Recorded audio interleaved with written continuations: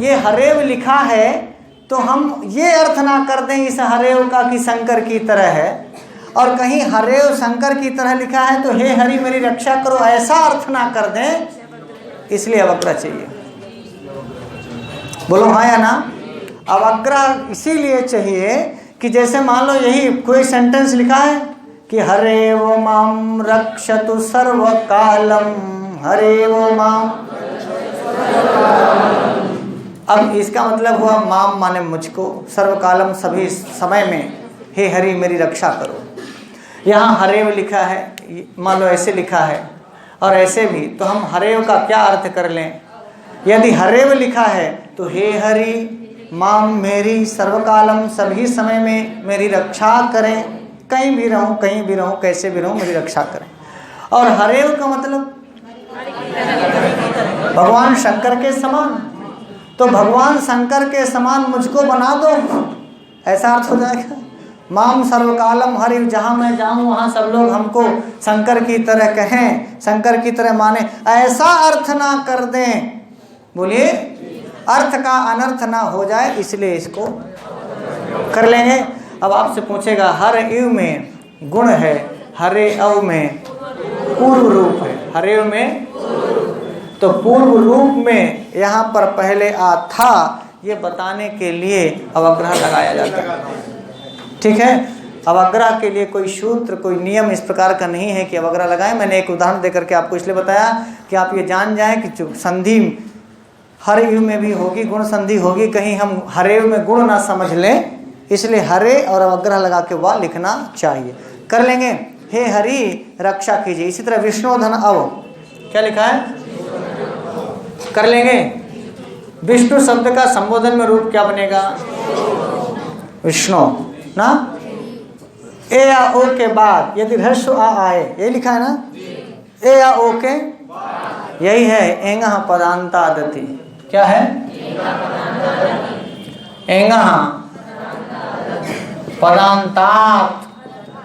अति मैं अलग कर दूं आपको समझ में, अति सर्वत्र बोलना नहीं है, आकार अत है। ये क्या है? अत। अत का सप्तमी एक वचन क्या बनेगा? इसका मतलब हुआ ह्रस्व आप पर में आए तो। अति का मतलब हुआ ह्रस्व आप पर में आए तो। एंग प्रत्याहार है, एंग प्रत्याहार में दो ए ओ, और ये एंग कैसा हो? एंगा पदांता दति का मतलब हुआ ए ओ, पद के अंत में आए, ए ओ, और अति छोटा बाद में आए तो क्या होगा? क्या होगा? एंगा पदांता दति समझ में आया? एंग क्या है? प्रत्याहार। कौन कौन बनाएंगे? ए ओ किधर रहे और पदांत हो। ध्यान रखना, ये पद है। क्यों पद है? संबोधन का रूप है, विष्णु का संबोधन का रूप है, इसलिए पद है। और इधर क्या? छोटा आ है, बड़ा आ आएगा तो नहीं होगा। अति लिखा है, क्या लिखा है? केवल छोटा आ ही चाहिए। बोलो हाँ या ना? और इधर पद के अंत में दो ही वर्ण चाहिए, या तो ए रहे और वो भी पद का हो, अपदांत नहीं, पद का। मान समझ में आया कि नहीं? जैसे आपने देखा अभी गोधन पढ़ा ना, गो हो और अब हो, गो और अब। ये जो आप गो पढ़ रहे हैं, यदि गो पदांत नहीं है तो यहाँ पर ये स्थितियाँ नहीं बनेगी कभी भी। यदि पदांत की स्थिति नहीं होगी, किसकी? पदांत की स्थिति नहीं होगी। अभी अभी ऊपर आपने पढ़ रहा था ना, हरे धन ए, अच्छा यहाँ हरे धन अव, नई धन अका, पौ धन अका, विष्णु धन ए। अब इन्होंने ये बताया कि हरे धन अव और विष्णु धन अव, हे विष्णु रक्षा कीजिए। क्यों? क्योंकि यहाँ हरे संबोधन का रूप है और विष्णु में जो विष्णु का ओ है वो भी, तो विष्णु धन अव में ए ओ है पहले, या तो ए हो या तो ओ हो, और इधर तो ए, हाँ, तो क्या बनेगा? ये आ भी ओ में जाके मिलेगा ना, तो क्या बनेगा? विष्णु बनेगा। क्या बनेगा? और इस ओ के और इस वा के बीच में आ है, इसकी सूचना देने के लिए तो विष्णु। अब आप ताकि ऐसा सही अर्थ कर पाएं। अब हरेव और विष्णु में कौन संधि है? देखिए, कभी आपको कंफ्यूज नहीं होना चाहिए, इसलिए कि ए और ओ यदि पहले होगा तो पूर्व रूप होगा, ए और ओ यदि बाद में होगा, पर में हो तो पर रूप, पूर्व में हो, होना ए और ओ ही है। बोले हाँ, होना ए और, अभी आप पढ़ रहे थे कि नहीं? आप देखिए, प्राधन एजते जब आप पढ़ रहे थे, प्राधन तो क्या बना रहे थे? एजते। और आप यहाँ देखना, हरे धन अब कर रहे थे,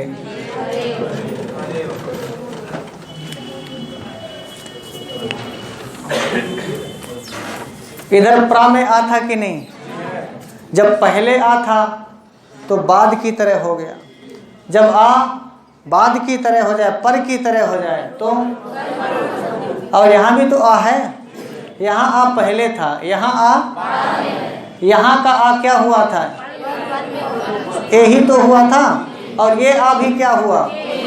ए ही तो हुआ। यानी आ यदि पहले से आकर बाद की ओर आएगा पर की तरह तो पर रूप, और यदि आ बाद में होगा पहले वाले के समान हो जाए। लेकिन ध्यान रखना, दोनों में ए और ओ ही होगा, ए और, बस एक में आ आगे की ओर जाएगा, एक में आ, समझ में आया? जब पूर्व की ओर जाए और जब पर की ओर आए पर रूप, समझ में आया? कर लेंगे ना इसको, पूर्व रूप और पर रूप, इतना ही समझना है। पूर्व की तरह हो जाए, छोटा आ यदि पूर्व वर्ण की तरह हो जाए तो पूर्व रूप, छोटा आ यदि पर की तरह हो जाए, छोटा आ, ये छोटा आ पूर्व की तरह, अच्छा पूर्व में भी ए और ओ ही होगा, यहाँ पूर्व में भी ए और, भाई हरे धन और विष्णु धन और ए और ओ ही है, और उधर प्राधन ए देते और उपधन, तो बाद में ए या ओ आएगा, बाद में ए ओ आए, बाद में ए ओ आए, जल्दी बोलो, और पूर्व में ए ओ आए, राइट है, कोई दिक्कत? बाद में ए ओ आए, पूर्व में आए, कोई दिक्कत? परीक्षा के समय तक कर लेंगे। क्या करें? यहाँ तक समझ गए? बोलो हाँ या ना? समझ गए तो जोर से बोलो। परंतु गोश, अब ये जो आगे के संधियां हैं ये बड़ी आराम से छोटी छोटी हैं, एक एक उदाहरण बस पढ़ते जाइए, उदाहरण देखते जाइए, पढ़ते जाइए, उदाहरण देखते जाइए। जितना पढ़ना था ना यही खत्म हो गया, संधि में जो पढ़ना था आपको वो खत्म हो गया। अब बाकी तो गो शब्द के आगे आ आवे तो विकल्प से प्रकृति भाव भी हो जाता है, जैसे गोधन अग्रम, गो अग्रम, अथवा पूर्व नियम से पूर्व रूप होने पर गोग्रम भी हो जाता है। अब ये नियम आप जान ही गए, इन्होंने एक नियम लिख दिया, गोधन, ये केवल गो के संदर्भ में जारी होगा, केवल गो के संदर्भ में कह रहे हैं इसको। किसके संदर्भ में? यही सर्वत्र विभाषा गो फिर अवंग स्फोटायना सेन्द्रे चा प्लुत प्रगृह्य आचे नित्यम इदु द्विवचनम प्रगृह्य में सूत्र आप पहले से पढ़े, इदु द्विवचनम वगैरह यहाँ देखते रहिएगा। ये ओ है और इधर क्या है? आ है। अभी कह रहे थे ना कि यदि गो के बाद अग्रम आए तो ऐसे रहेगा, गोधन अग्रम, यदि जैसा है वैसा ही रहे, यही प्रकृति भाव, यही क्या है? फिर से पढ़ लेना, लिखा है गो शब्द के आगे आ आवे, गो शब्द है आगे आया तो विकल्प से प्रकृति भाव हो जाता है, और जैसे गोधन अग्रम गोग्रम, अन्यथा नहीं तो पहले वाला नियम पूर्व रूप होने पर गोग्रम बन जाएगा। ये आ कहाँ जाएगा? पूर्व में, पूर्व में क्या है? तो ये आ किस में जाएगा? और जब ओ में जाएगा, गो है और ग्रम इधर रहेगा, ये आ तो गो में चला गया। अब उसको दिखाने के लिए कि आ चला गया तो आप ऐसे बना सकते हैं गोग्रम। समझ में आया?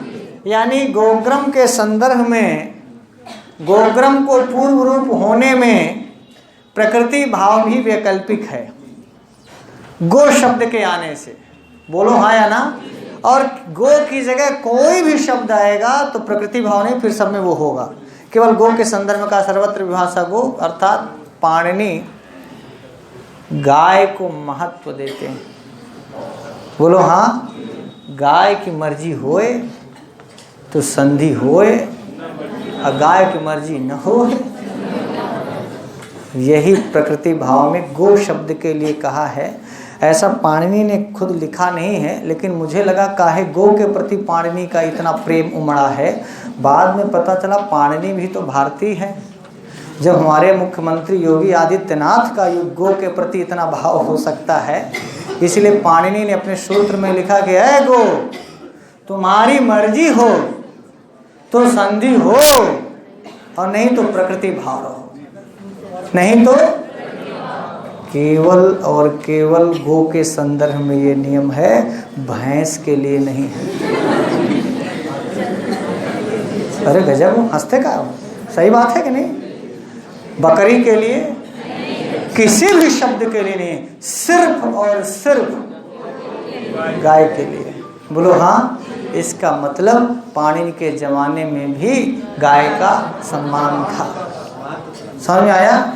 और जिसके पास गाय वर्धा नहीं है, इसका मतलब वो भारतीय नहीं। बोले हाँ। इसलिए भगवान श्री कृष्ण यदुवंशी थे, और पहले वही लोग बड़े होते थे जिनके पास गायें होती थी, और जिनके पास ज़्यादा गाय वर्धा हुआ करते थे वही बड़े मनई हुआ करते थे। पहले जब शादी ब्याह के लिए लोग आते थे, पूछते थे कै मूड़ा गोरू हैं?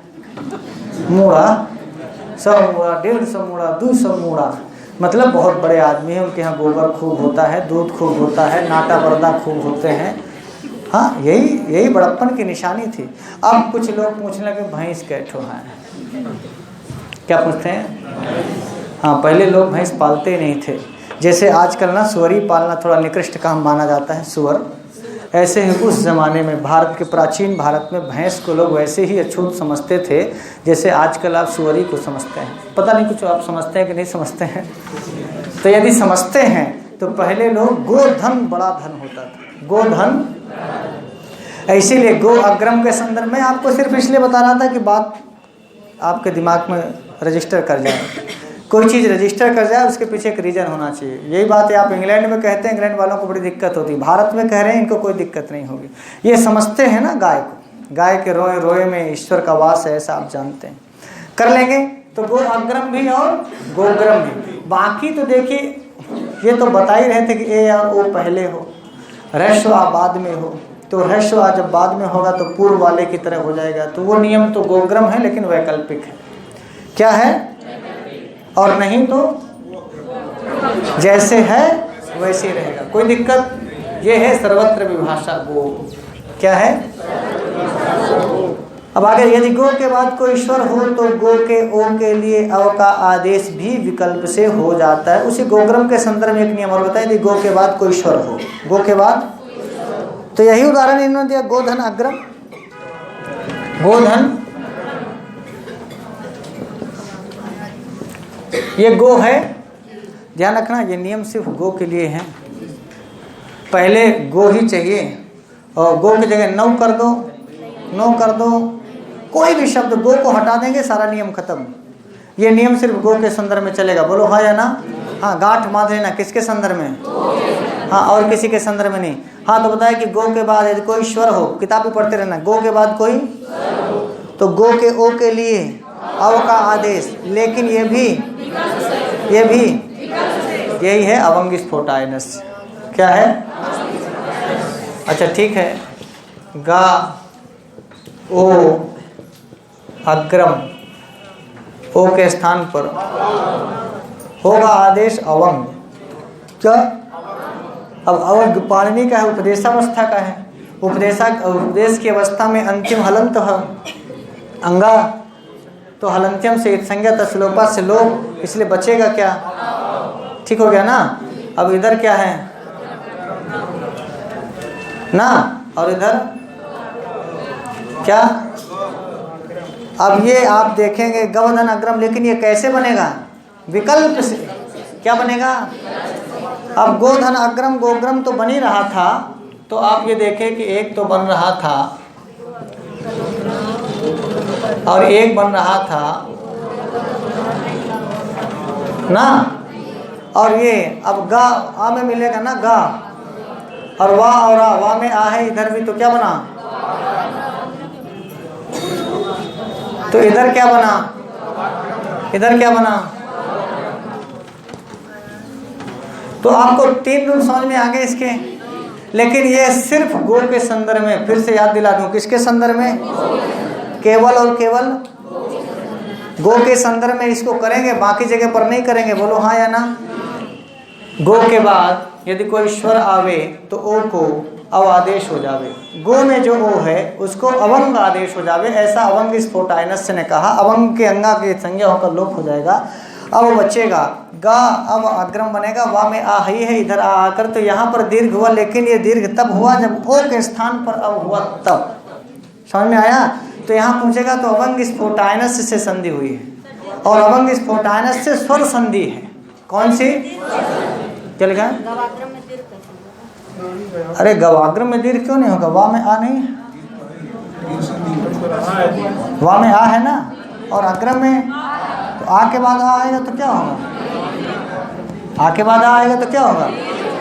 लेकिन ध्यान रखना ये आ ओ का है, ये आ, तो यहाँ पर संधि कार्य यहाँ के पहले यहाँ हुआ है। ओ को अब होना संधि है। ओ को यहाँ संधि कार्य ना गो के ओ में है। गो के कोई पूछे कि भाई गवाग्रम में क्या हुआ? गवाग्रम में ओ को अब हुआ है। गवाग्रम में क्या हुआ है? ओ को अब, ओ को अब हुआ है। ये तो फिर आ के बाद आ आएगा, तब तो दीर्घ आ होगा ही। तो या तो भाई यदि ऐसा करते आप गव अग्रम, यदि ऐसा संधि विच्छेद करते तो आप कहते कि यहाँ दीर्घ है। बोलो हाँ या ना? आपसे पूछेगा कि गवाग्रम का संधि विच्छेद करो, यही करना है। बोलो हाँ या ना? यदि आप गो अग्रम नहीं कर रहे हैं गवाग्रम का, और गव अग्रम कर रहे हैं, इसका मतलब गलत कर रहे हैं। बोलो हाँ या ना? तो जो लोग ये कह रहे हैं कि सर गवाग्रम में दीर्घ हुआ, गवाग्रम में दीर्घ के पहले ओ को अवंग आदेश हुआ। क्या हुआ? और यहाँ अवंगादेश संधि है, यानी अवंग आदेश हुआ है। ओ को अब हम उस तरह कर रहे थे तो हलक लग रहा था। हाँ। जी। सर ये बताइए, अब आदेश नहीं हुआ, अवंग आदेश हुआ है। अब आदेश नहीं हुआ है। आप अच्छा अभी आप अब आए आओ में पढ़े, आए अब आए वाला नहीं है, अवंग है। ये क्या है? समझ में आ गया? अरे बोलो हाँ। तो हाँ जी बताइए जी मैडम। मतलब सूत्र ये कह रहा है जैसे कि गो के बाद कोई भी स्वर है, आपके स्थान पे और भी कोई स्वर हाँ, तो गो को अब आदेश होना है। हाँ, तो कोई भी स्वर है। बिल्कुल सही है, एकदम सही है। सर कंफ्यूजन दूर कर लेना। हाँ एकदम कंफ्यूजन दूर कर लेना चाहिए। आज अरे हम कुछ बोले मैडम। यदि गो के बाद कोई स्वर हो तो गो के लिए अव आदेश भी विकल्प, लेकिन ये काम कैसे होगा? विकल्प से। तो अब वैकल्पिक रूप एक तो ये बना, आपने देखा इसमें क्या हुआ? पूर्व रूप, इसमें प्रकृति भाव, इसमें अवंग आदेश। इसलिए गोधन अग्रम की स्थिति में 3 रूप आपको मिल गया। या तो रूप, या तो गो अग्रम था, गो अग्रम ही रहेगा, या तो गोग्रम होकर के पूर्व रूप हो जाएगा, और या तो अवंग आदेश होकर के गवाग्रम हो जाएगा। ध्यान रखना, अवंग आदेश क्या है? सूत्र है अवंग स्फोटायनस्य। क्या है? पूछेगा अवंग स्फोटायनस्य का उदाहरण क्या है? बिल्कुल सही है, सर्वत्र विभाषा गो का। अब बाकी आप पढ़ ही रहे हैं कि ओ के बाद आ इत्यादि आए तो पूर्व रूप का कर लेंगे ना, कोई दिक्कत? एकदम क्लियरिटी है। हाँ आगे देखना, ये सब अब इनमें ना इसके बहुत ज़्यादा उदाहरण नहीं मिलेंगे भाई, सबके साथ गो चाहिए। तो ये बहुत ज़्यादा उदाहरण कब मिलेगा? जब भाई दीर्घ संधि में कहा आ के बाद आ आएगा, तो आ के बाद आ आएंगे, बहुत जगह आएंगे ना, यहाँ बहुत जगह ही नहीं बनेगी। यहाँ तो डिसाइड है ना कि इसके बाद ये चाहिए, इसके बाद ये चाहिए। आगे देखिए, अरे बता तो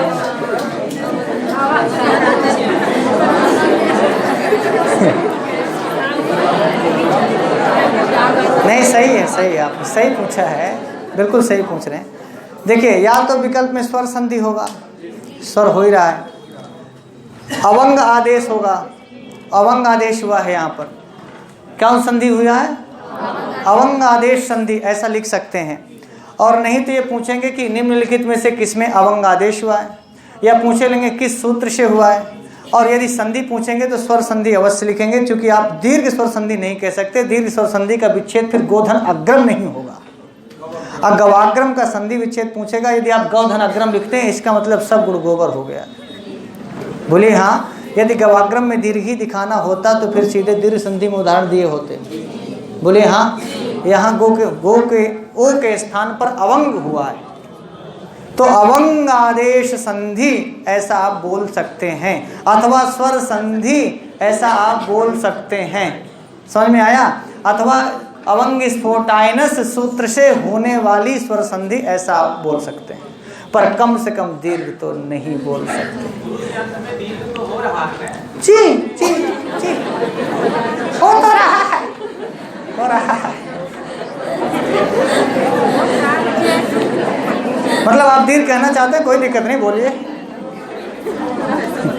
देखिए, यदि आपका दीर्घ के प्रति इतना मोह है तो हम आपसे बहस नहीं करेंगे।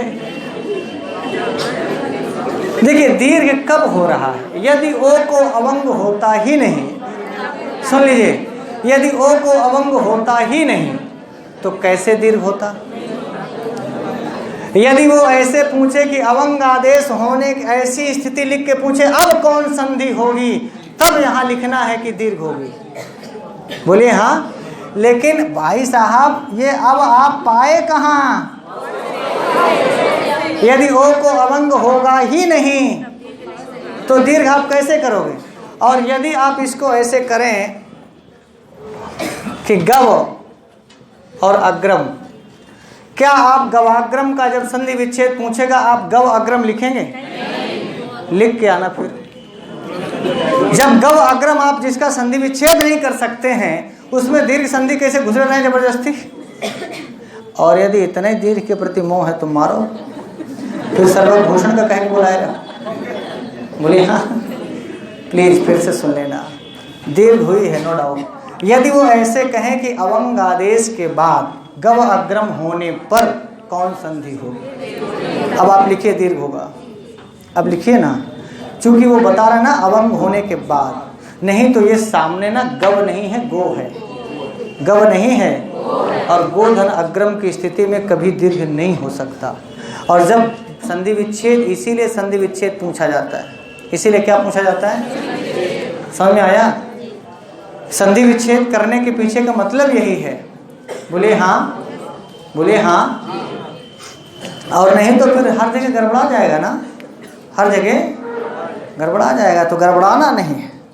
हाँ, तो फिर हाँ कंफ्यूजन में ना रहिए। जैसे एक उदाहरण देखिए,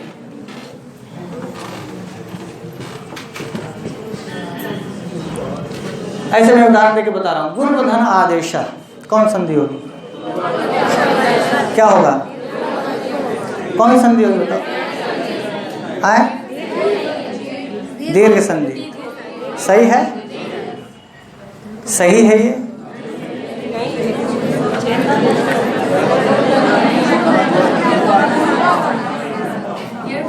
गुरुआदेश लिखा है, हमने विच्छेद किया गुरुधन आदेश। आप इसमें करोगे, ये दीर्घ संधि है। कौन संधि है? इसका मतलब इसका विच्छेद होना चाहिए गुरुधन, और गुरुधन आदेशा करेंगे तो क्या संधि होगी? तो हम गुरु और आदेशा दिखा के कह तो रहे कि गुरु आदेशा करो, गुरुआदेशा में यण काहे बोल रहे हो? दीर्घ बोलो, बोलो दीर्घ बोलो। दीर्घ नहीं बोल रहे हो तो गवाग्रम में भी दीर्घ नहीं बोलोगे, पटक के मारेंगे। बात समझ में आई? समझ में आई? गुरुधन आदेशा में जब मैंने ऐसा विग्रह किया तो आप कह रहे हो कि नहीं होगा, दीर्घ नहीं होगा, गलत है। गलत है, और जो गलत है वो गलत था, गलत है, गलत रहेगा। आप सही को गलत नहीं कर सकते। गोधन अग्रम है, जैसे इसको गवधन अग्रम नहीं कर सकते, ये गुरुधन आदेशा है, इसको गुरुधन आदेशा नहीं कर सकते, और गुरुधन आदेशा करेंगे तो दीर्घ गलत होगा। ऐसे गुरुधन आदेशा में यण होगा, वैसे गोधन अग्रम में कभी कभी तो पीठ थपथपा दिया करो, बोलो हाँ या ना, राइट है। कभी खाली वक्त में आना, जब मास्टर हो जाना तो गुरु पढ़ाऊंगा वो हर स्थान जहाँ तुम्हें लगे अरे वाह, क्या बोलोगे, अरे वाह। समझ में आ गया, कर लेंगे इसको। ये बात उदाहरण आपको समझ में आ गया? हाँ, यहाँ से समझ में आ गया, यहाँ से, इधर से नहीं तो यहाँ देखो कितना अच्छा है, दीर्घ संधि लग रहा है ना। वह में आ है, आगे आदेशा में आ है, दीर्घ कर दो। नहीं, जो दिखता है वो होता नहीं है, और जो होता है, समझ में आ गया जी? मिटा दूं? अच्छा, दूसरी बड़ी बात, दीर्घ भी तो स्वर है, दीर्घ संधि भी क्या है, और जो अवंग आदेश होके हो रहा है वो भी स्वर है। तो बट स्वर संधि बोल दो, क्या दिक्कत है? गोग्रम में भी स्वर संधि है, गो अग्रम में भी स्वर संधि है, गवाग्रम में भी स्वर संधि, सब में स्वर बोल सकते हैं। और विकल्प आएगा तो आपके सामने स्वर रहेगा। क्या रहेगा? सब में। यण में भी मान लो यण संधि नहीं लिखा है, पूछा इत्यप में कौन संधि है, स्वर, व्यंजन, विसर्ग, क्या लगाएंगे? स्वर ही लिखेंगे ना। तो कुल मिला के ये सब किसका प्रसंग है? हाँ, तो फिर आपको पूछे कि ये कौन संधि का, अरे स्वर तो चल ही रहा है, सब में स्वर है। दीर्घ में भी कौन संधि है? यण में भी, आयाति में भी, वृद्धि में भी, प्रकृति भाव में, पूर्व रूप में, सब में स्वर है। समझ में आया? ये सब स्वर ही है। तो जब आप उनको गवाग्रम में संधि पूछनी ही होगी तो स्वर, विसर्ग, व्यंजन ऐसा देंगे। स्वर, विसर्ग, व्यंजन ऐसा वो आता लिखेंगे, उपयुक्त सभी। क्या लिखेंगे? कर लेंगे इसको। मैं आगे बढ़ूं? यदि ऐसी कोई दिक्कत हो ना तो पूछा करिए, अवश्य पूछना चाहिए। पूछेंगे नहीं तो बनेगा नहीं, और बनेगा नहीं तो आपका कन्फ्यूजन बना रहेगा। ठीक है? भाई साहब ने पूछा कि दीर्घ हो रहा, सही कह रहे हैं, दीर्घ हो रहा था, लेकिन दीर्घ तब हो रहा था जब ओ को अवंग आदेश हो रहा था तब। और हमें ये हमेशा ध्यान रखना चाहिए, ओ को अवंग करने के लिए सूत्र है, और इसीलिए वो गवाग्रम बना ना, अवंग स्फोटायनस्य। तो हमें इस पर नहीं तो एक बड़ी खास बात है, जब उनको दीर्घ ही करना था तो गवधन अग्रम दीर्घ में इसका उदाहरण दिखा देते, गवाग्रम बनाते वहाँ ना। चलिए यहाँ बस एक, अब जल्दी जल्दी इसको देख लीजिए। यदि प्लुत स्वर के बाद अथवा प्रगृह वर्णों के बाद कोई स्वर आवे तो संधि नहीं होगी। प्रगृह संज्ञा वाले वर्ण इस प्रकार हैं। अब अच्छा, इंद्रचा तो हो गया, इंद्रचा, गो के बाद इंद्र आएगा, गवेंद्र बन जाएगा, और क्या ये लिखा है। गो इंद्र आगे गो के बाद इंद्र शब्द आगे रहे तो गो के ओ को अब आदेश नित्य होता है, और गोधर इंद्रा गवेंद्र बन जाएगा। इंद्राचा जैसे आप अवंग आदेश कर रहे थे ना, तो यहाँ भी उसी प्रकार से गोधन इंद्रा को क्या हुआ? गा अवंग आदेश, और इंद्रा अंगा की संज्ञा होकर लोप ना, क्या बना? गा व। और अब यहाँ पर देखना, आ के बाद ई आ रहा है, गुण होगा, क्या होगा? पर मान लो गवेंद्रा का संधि विच्छेद पूछे तो क्या आप गवधन इंद्रा करेंगे? क्या करेंगे? और गोधन इंद्रा करेंगे तो कभी गुण होगा? तो जब गोधन इंद्रा करने पर कभी गवेंद्रा में गुण नहीं होगा, इसलिए यहाँ गुण संधि भी नहीं होगी। समझ में आया? लेकिन अवंग आदेश के बाद कौन संधि हो रही? गुण। अवंग आदेश के बाद, समझ में आया? तो गोधन यदि पूछेगा गवेंद्रा का संधि विच्छेद, और यदि आपने संधि विच्छेद गोधन इंद्रा कर दिया तो कभी गवेंद्र बनेगा? नहीं बनेगा। तो इसलिए कि ये सब केवल गो के संदर्भ में चल रहा है, नहीं तो आप जानते हैं गो में ओ है, और ओ के बाद कोई स्वर आ रहा है, अब आदेश होना चाहिए। क्या होना चाहिए? क्या होना चाहिए? अब देखना, गा है, ओ है, इंद्र है, एचो एवं आवा से ओ को अब होता, आ वह पूरा नहीं, अब होता, और इधर क्या होता? इंद्रा। इधर क्या होता? तो गा अवा में, और क्या बनता? गवेंद्रा हो तब अयादि है। और गवेंद्र है तो अवंग आदेश हुआ है। समझ में आ रहा है? देखना, ये गोधन इंद्र, ऐसी स्थिति में इंद्रचा नहीं होता। इंद्रचा लिखने के पीछे रीजन क्या है? गो के बाद इंद्र आता तो आप गविंद्र कर देते, एचो यवा यावा लगाते, बोलो हाँ। और एचो यवा यावा लगाते तो गो के स्थान पर क्या करते? अब आदेश करते। अब आदेश करते तो गा किस में मिलता? और वह क्या बनता? और गविंद्र बनता। गविंद्र हमें कौन संधि? एचो यवा यावा से अयादि संधि। यदि अयादि ही करना होता तो इंद्रचा से अवंग आदेश क्यों करते? बोलिए, इंद्रचा से अवंग आदेश, नित्य अवंग आदेश क्यों करते? बोलिए हाँ। तो यहाँ पर आप यहाँ तक जब आए तब इन्होंने कहा कि गो के बाद इंद्र आए, गो के बाद, इसका मतलब यहाँ अयादि इनको नहीं चाहिए, इनको अयादि यहाँ, यदि अयादि चाहिए तो गो के बाद इंद्र आने पर अवंग आदेश क्यों करें? गो के बाद इंद्र आए, लिखा ना इंद्रेच्छा, तो गो है, इंद्र आ रहा है, ओ को अब होना चाहिए, लेकिन यहाँ क्या हुआ? अवंग। क्या हुआ? यहाँ पर ध्यान रखना, क्या आदेश हुआ? जब अवंग आदेश होगा उपदेशावस्था का है, अंतिम में हलंत है, इत संज्ञा होगा, हलंत्यम से, तस्य लोपा से क्या बचा?